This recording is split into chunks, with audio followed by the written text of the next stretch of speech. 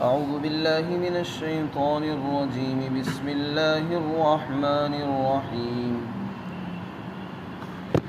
سيقولون ثلاثة رابعهم كلبهم ويقولون خمسة سادسهم كلبهم رجما بالغيب ويقولون سبعة وثامنهم كلبهم قل ربي أعلم بعدتهم ما يعلمهم إلا قليل فلا تمار فيهم إلا مراء ظاهرا ولا تستفت فيهم منهم أحدا ولا تقولن لشيء إني فاعل ذلك غدا إلا أن يشاء الله واذكر ربك إذا نسيت وقل عسى أن يهديني ربي لأقرب من هذا رشدا ولبثوا في كهفهم 300 سنين وازدادوا 9 قل الله أعلم بما لبثوا له غيب السماوات والأرض أبصر به وأسمع ما لهم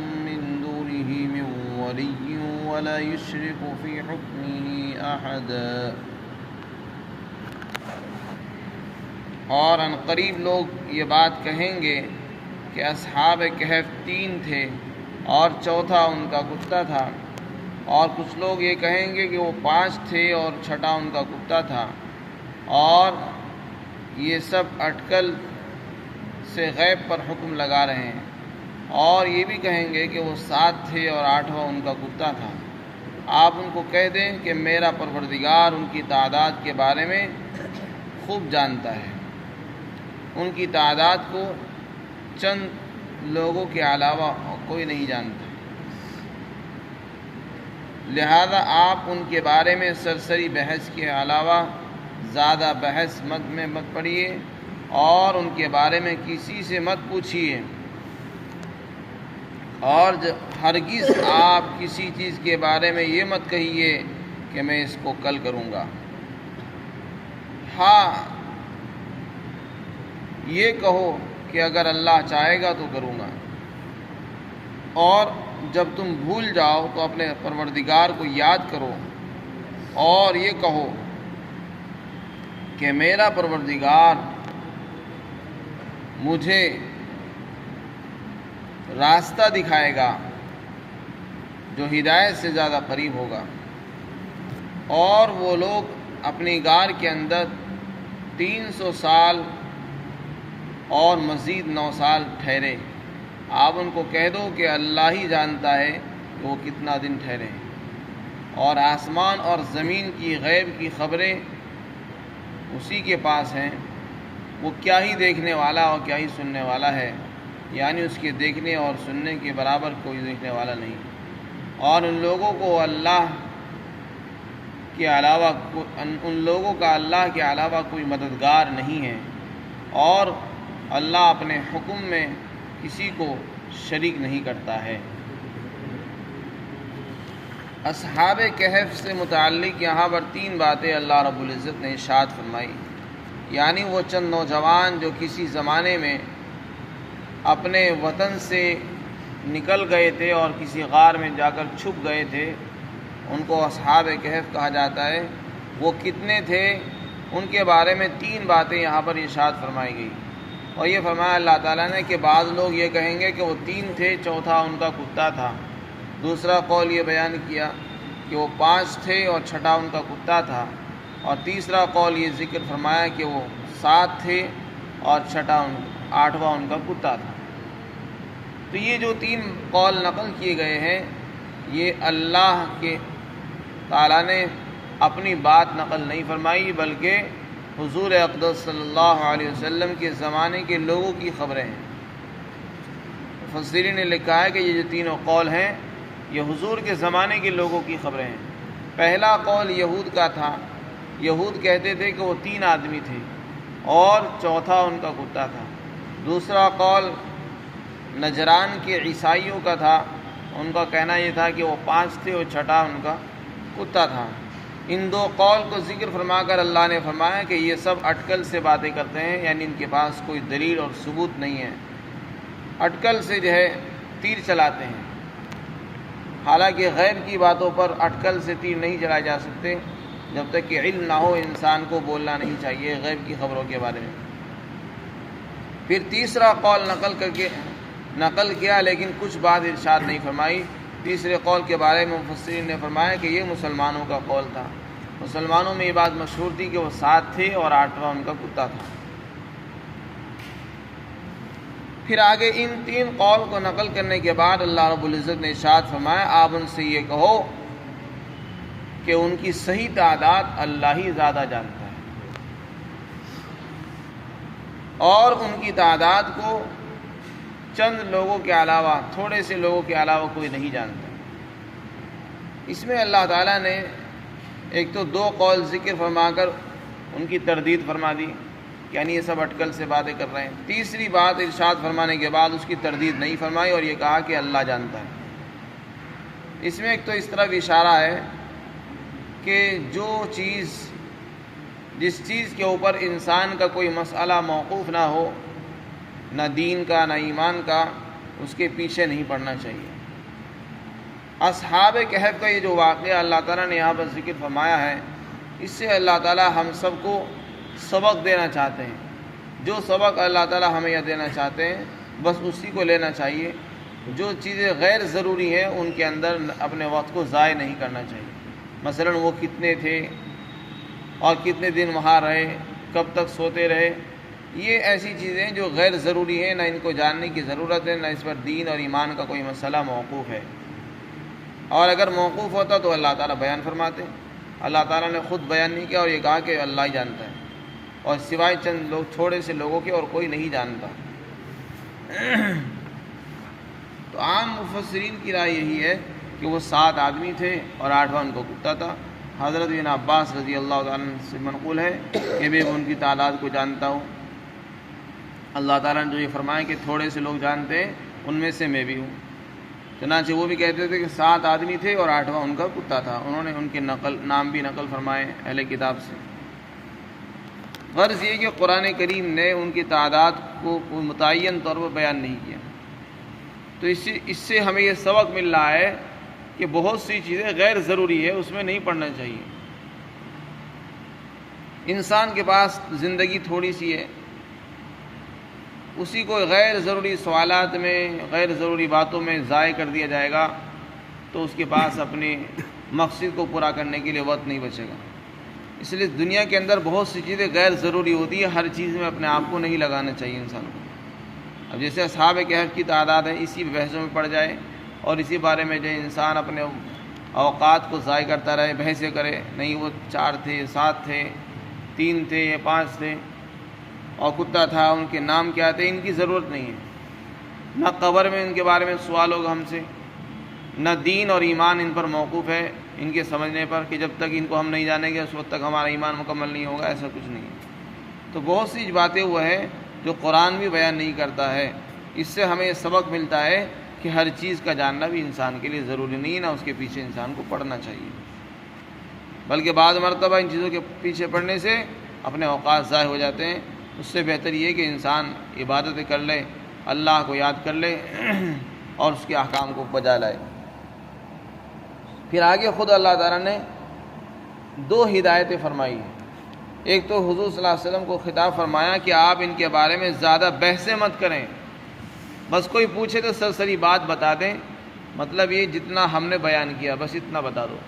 کوئی پوچھے کہ اصحاب کہف کون تھے تو اتنا بتایا جائے جتنا قرآن نے بیان کر دیا ہے، اس سے زیادہ اپنی طرف سے بڑھا چڑھا کر بیان کرنا یہ بلا وجہ بے سند بے ثبوت باتیں ہوں گی۔ تو یہ فرمایا زیادہ بحثیں مت کیجیے ان کے بارے میں، کون تھے، کہاں تھے، کیا گھر تھا ان کا، کس مکان پر تھے، کس ملک کے رہنے والے تھے، ان سب چیزوں کی ضرورت ہی نہیں، اس لیے فرمایا زیادہ بحث میں مت پڑیے۔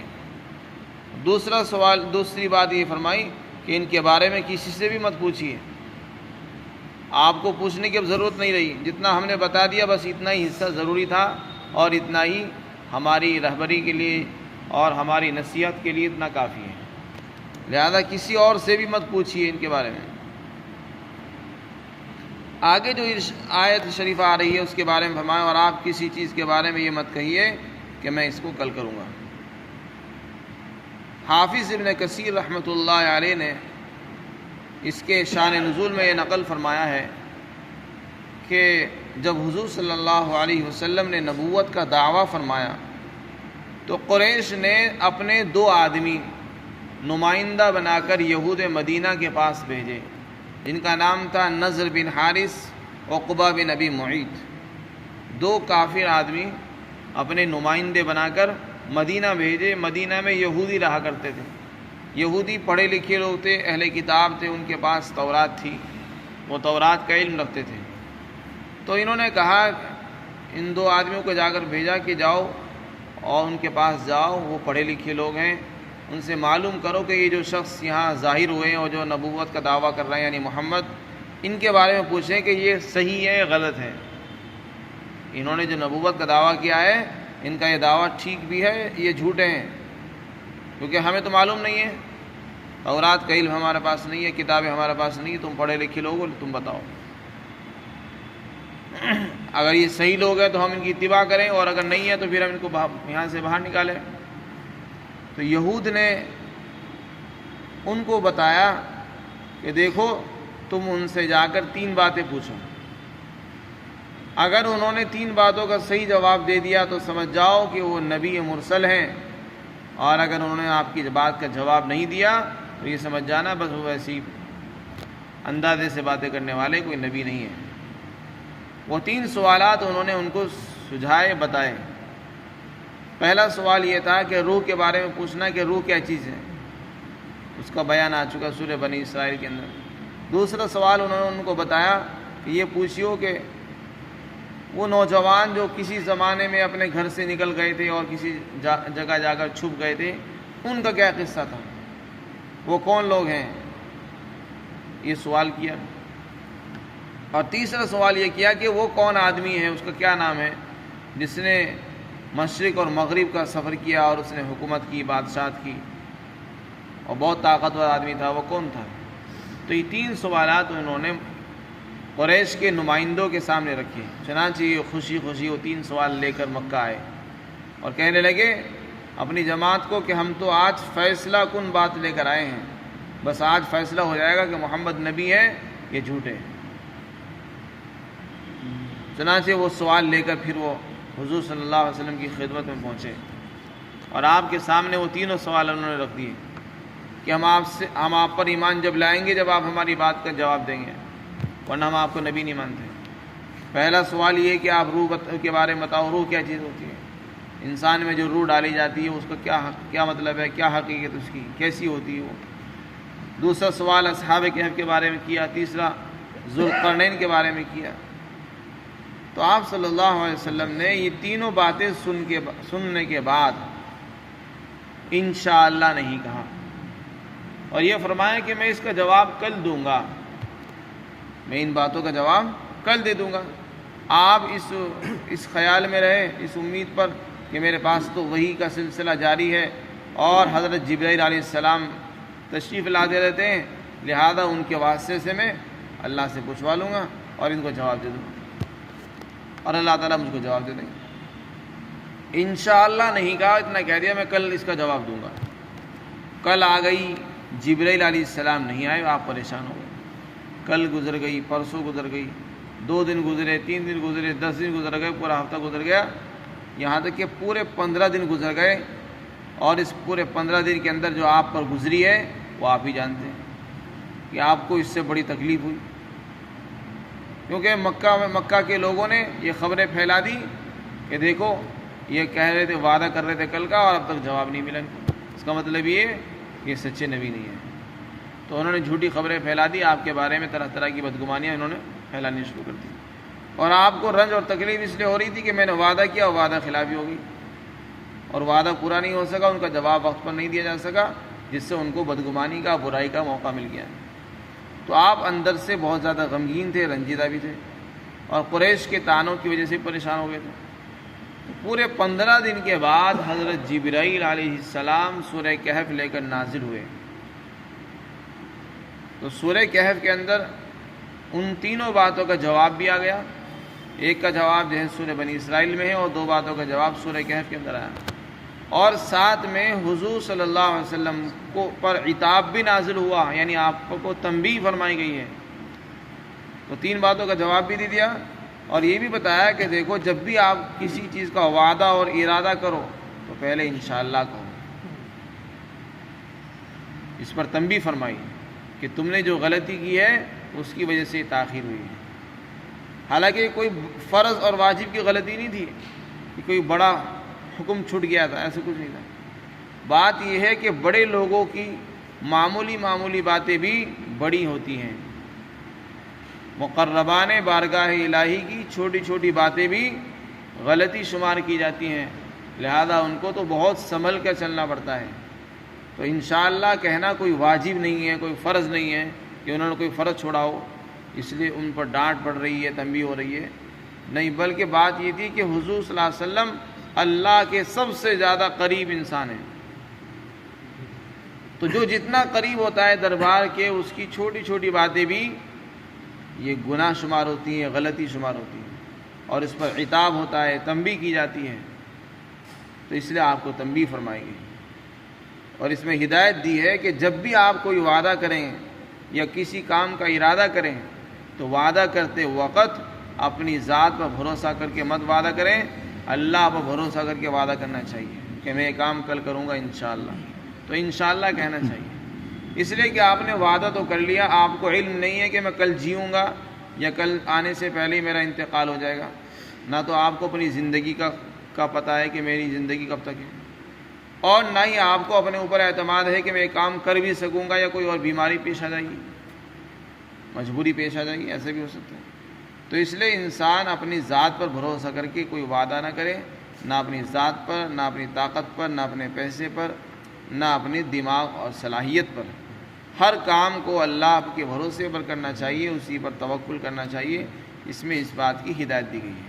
تو خطاب کو نبی کو ہے لیکن حکم سب کے لیے ہے، پوری امت کو اس میں ہدایت ہے کہ کسی بھی چیز کے بارے میں یہ وعدہ مت کرو کہ میں اس کام کو کل کروں گا جب تک کہ انشاءاللہ نہ کہہ دیا جائے۔ تو انشاءاللہ کہنے کا اس میں حکم دیا گیا ہے، کیونکہ ہر کام اللہ کی مشیت اور ارادے سے ہی ہوتا ہے، اگر اللہ چاہتے تو وہ ہوتا ہے، نہیں چاہتے تو نہیں ہوتا۔ جب انشاءاللہ لگے گا تو وعدہ خلافی نہیں ہوگی۔ مثلا آپ نے کہا کہ میں یہ کام کل کروں گا انشاءاللہ، اب اگر کل نہیں کیا تو وعدہ خلافی نہیں ہوگی، کیونکہ اگر اللہ نے نہیں چاہا تو اس لیے مشیت، اللہ کی جب مشیت نہیں ہوئی تو پھر انسان قابل مواخذہ نہیں ہے۔ پھر آگے ارشاد فرمایا کہ تم جب بھول جاؤ تو اپنے پروردگار کو یاد کرو۔ اس کا کیا مطلب ہے؟ اس کا مطلب یہ ہے کہ جب انشاءاللہ کہنا بھول جائے آدمی، ایک مطلب تو یہ جب انشاءاللہ کہنا بھول جائے تو جب یاد آ جائے تب کہہ دے، یہ کہ جب اللہ تعالیٰ کو بھول جائے، اپنے پروردگار کو بھول جائے تو پھر جب یاد آئے اس کو یاد کر لینا چاہیے۔ وَقُلْ عَسَىٰ أَن يَهْدِيَنِ رَبِّي، اور آپ یہ کہو کہ میرا پروردگار امید یہ ہے کہ مجھے اس ہدایت کے زیادہ قریب راستے کی رہنمائی فرمائے گا۔ چنانچہ اللہ تعالیٰ نے آپ کو وہ باتیں سکھائی جو اصحاب کہف کے واقعے سے زیادہ عجیب تھی۔ تو لوگ اصحاب کہف کے قصے کو بڑا عجیب سمجھ رہے تھے، اللہ نے ان سے زیادہ غیب کی خبریں، پرانے زمانے کی خبریں آپ کو بتائی ہیں، جس سے آپ کا نبی ہونا اور رسول ہونا یہ ثابت ہوتا ہے۔ پھر آخر کی آیت میں اللہ تعالیٰ نے فرمایا کہ وہ لوگ اپنی غار کے اندر 309 سال ٹھہرے ہیں۔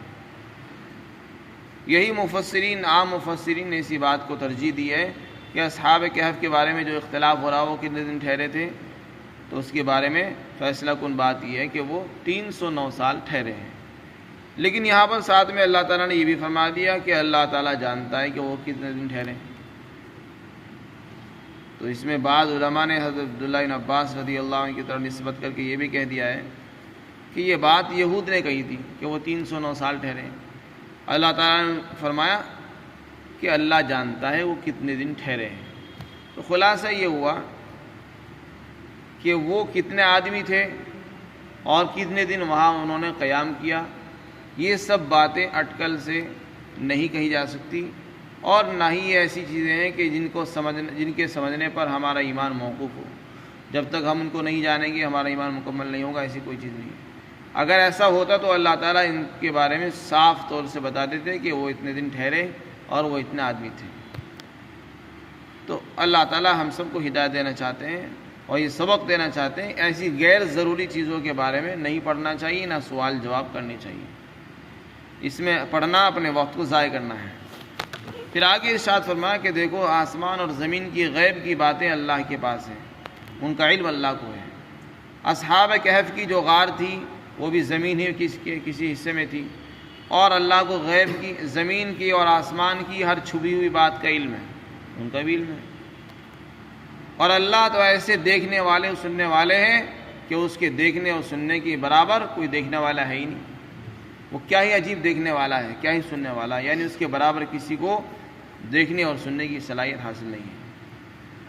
اور جو لوگ اختلاف کر رہے ہیں کافر ہیں، ان اللہ کے سوا ان کا کوئی مددگار نہیں ہے، اور اللہ تعالیٰ نہ تو اپنے حکم کے اندر کسی کو شریک کرتا ہے۔